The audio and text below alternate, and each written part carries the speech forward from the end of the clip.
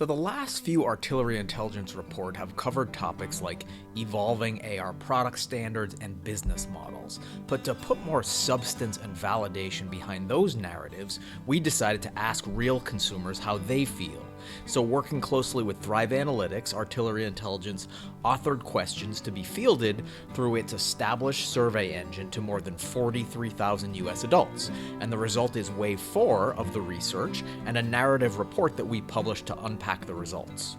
So starting at a high level, 29% of respondents have used mobile AR, up from 26% in Wave 3, and 78% of those do so at least monthly.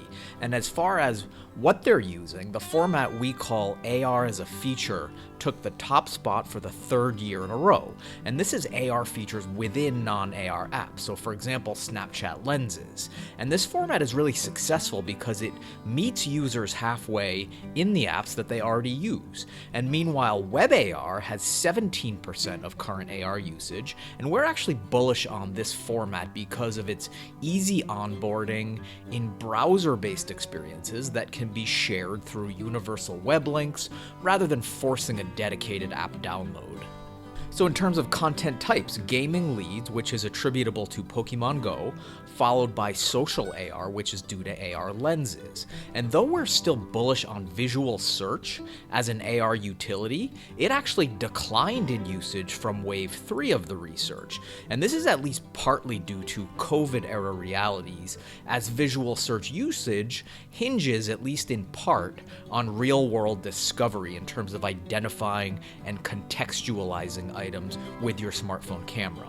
So instead, what we saw was an increased interest in AR that supports e-commerce transactions by letting users visualize products in their space. And this has gotten lots of exposure and traction during the pandemic because it adds value and dimension to e-commerce, which itself has inflected. So another positive sign was that 75% of respondents report high satisfaction with mobile AR, which is great, but that stood in contrast with non-users who report explicit disinterest. And this keeps coming up wave after wave of this research, and it really characterizes AR's marketing challenge. So users love it, but they have to try it first to really get it.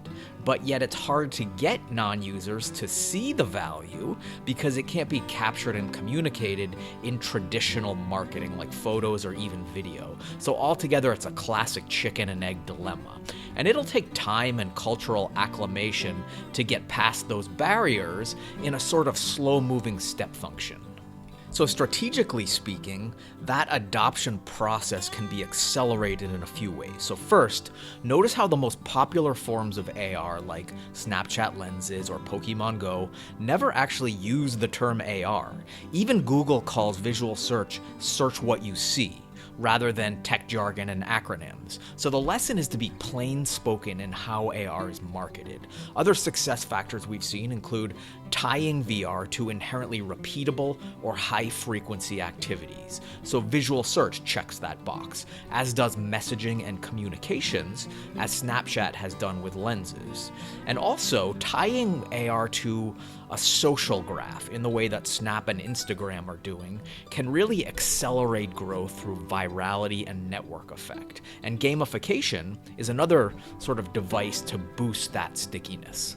So that just scratches the surface, and you can see more in the full report. But in closing, most of these survey results are positive confidence signals for AR, but they also indicate that there's still a ways to go. So getting there will require a few things: plain spoken marketing, as we said, reducing friction, and positioning AR to enhance the activities that consumers are already comfortable with. And that's where we believe AR's killer apps will sprout.